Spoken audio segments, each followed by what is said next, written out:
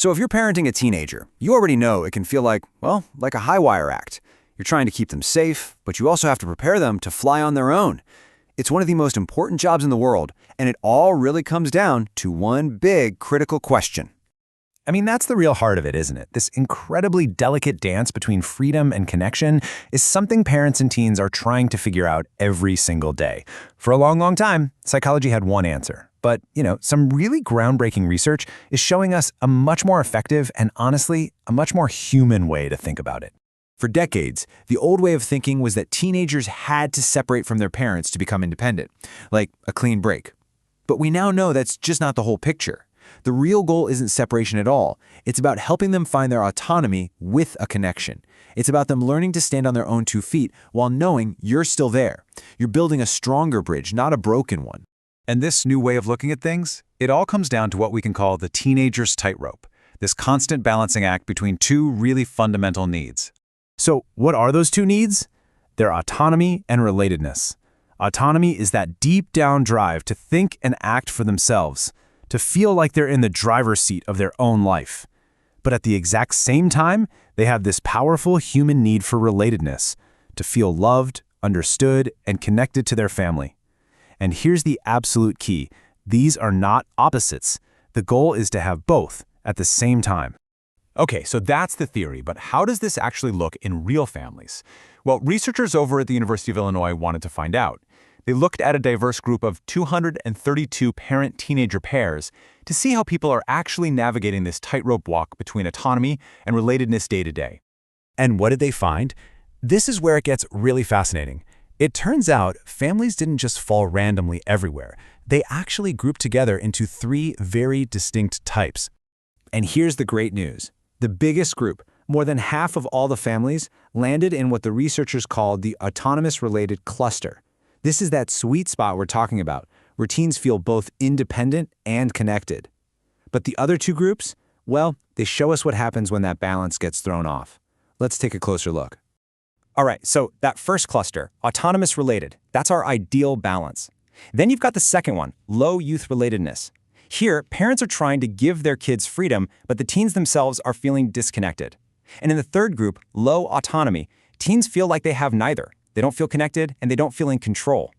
The study also pointed out some interesting demographic patterns, like how Latino and immigrant families were more represented in that low autonomy group, which the researchers suggest might reflect some really powerful cultural values about family duty and parental authority.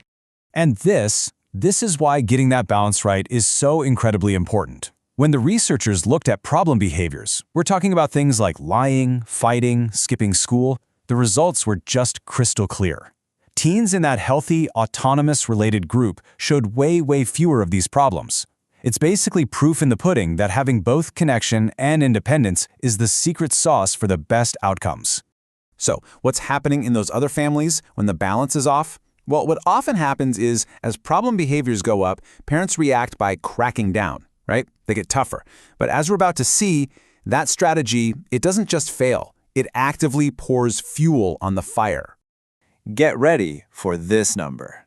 A major survey found that about 90% of American parents admit to using harsh verbal discipline, so yelling, shouting, insulting, with their kids at some point. It is incredibly common, but the consequences, they're pretty severe. Yeah, research from the University of Pittsburgh shows a direct link.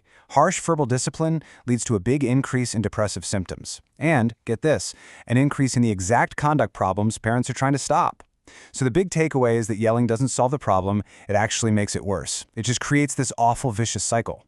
And for anyone thinking, hey, I can yell sometimes because my kid knows I love them, this quote from the lead researcher is a real wake-up call. The study found that parental warmth, having a good, loving bond, did not cancel out the damage of harsh words. The harm is done no matter how much love is in the room.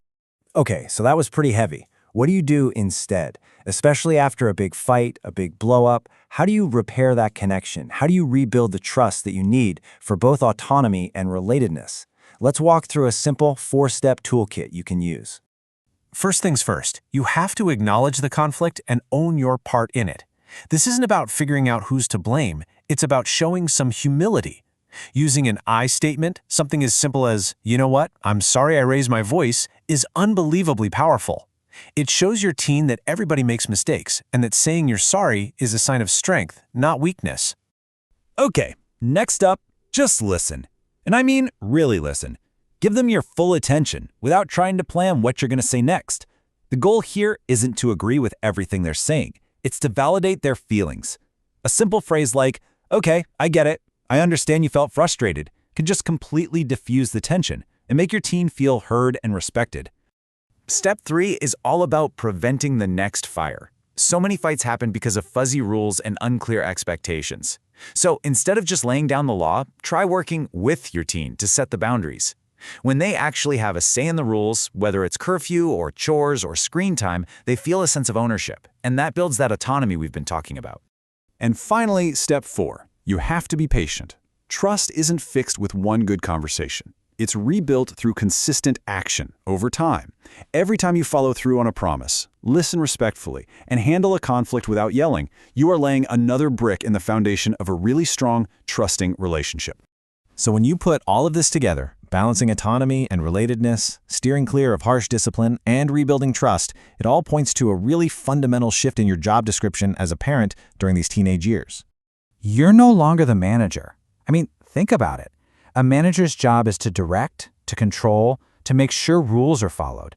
And that works fine for a little kid. But for a teenager who is trying to figure out who they are, that approach just creates a ton of friction and resentment. So what's your new role? You are now the consultant. Think about what a good consultant actually does. They don't bark orders. They listen. They offer their expertise. They lay out the pros and cons of different choices. But then, and this is the most important part, they respect the client's final decision. That is how you honor your teen's need for autonomy while staying deeply, deeply connected. So as we wrap this up, I want to leave you with a final thought to take with you. What is one small thing you can do this week to shift your approach? To act just a little more like a consultant and a little less like a manager? Maybe it's asking for their input on a family decision. Maybe it's just listening without interrupting. Because making that small shift, that's how you walk the tightrope. That's how you let them go without ever losing them.